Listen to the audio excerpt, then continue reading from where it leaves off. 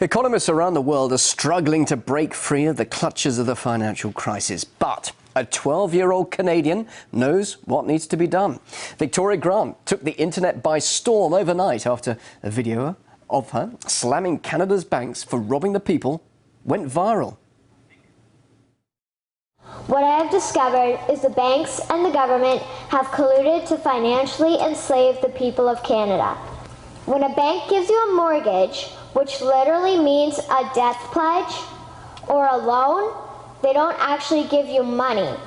They click a key on a computer and generate the fake money out of thin air. It has become painfully obvious, even for me, a 12-year-old Canadian, that we are being defrauded and robbed by the banking system and a complicit government. What will we do to stop this crime? Well, we've got internet sensation Victoria Grant and her mother, Marcia Grant, on the line from Canada right now. So, Victoria, I watched all of your speeches, quite long, so can you just very briefly tell us what's been bothering you about Canada's banking system? Well, what's been bothering me is that our government has been borrowing money from private banks and putting us into debt. And they're not doing anything about this. So they're just standing by and watching the private banks make us pay compounded interest. Well, clearly you understand what's happening there in your country. Do you have any solutions for the world's economic problems? My solution is that we stop borrowing from private banks and we start borrowing from the Bank of Canada with little to no interest. All right, but OK, now you're just 12 years old. Why do you think you understand what's wrong with the economy, that you have the answer and world leaders don't? Well, I've been researching and watching documentaries and like reading books, and it's not that hard to understand once you start researching.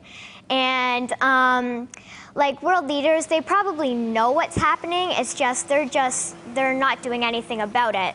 Why not, do you think? Why don't they care? I think they don't care because they're benefiting from what they're doing to us. All right, now I know your mum's sitting next to you, Marcia. How do you feel about your daughter becoming an internet sensation and now even talking to global news channels like RT? Well, it's been quite exciting. We never knew when this project started what would happen with this, and we didn't actually dream that this would happen. But it's exciting. It's exciting that we're getting people talking and doing their own research. Whether they agree or disagree, they're at least listening and exploring. Well, Victoria, as I said a little earlier, I saw your presentation. It was very impressive. I suppose a lot of people ask you this question. Did you really come up with all these ideas yourself? Me and my dad have been watching documentaries, so I'd be taking notes and then, you know, like we'd write it down and then we put it into my speech.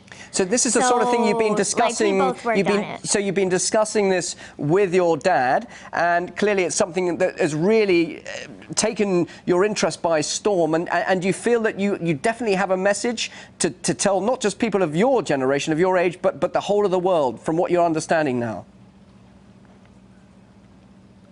Yeah. All right. Now, thousands, of course, people around the world will have seen you explaining what's wrong. What about you yourself? Your mum's obviously pretty excited by all of this, but what about the attention on you now? It's been amazing. I like that so many people are watching it because they can get information on what's happening and they can try and tell other people about it.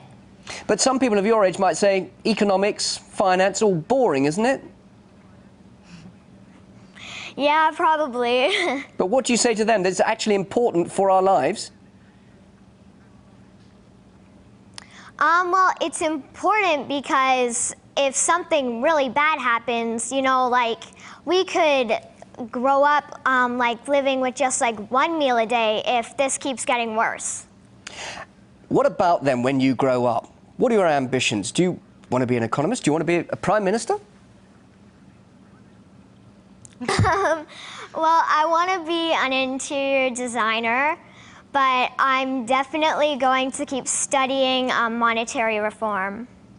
So you're going to be interior designer, so you're creative as well as having a financial mind as well. Well, we wish you the best of luck in your career. Thank you very much indeed, Victoria Grant, and also mother Marcia Grant, joining us live there in Canada. Thank you.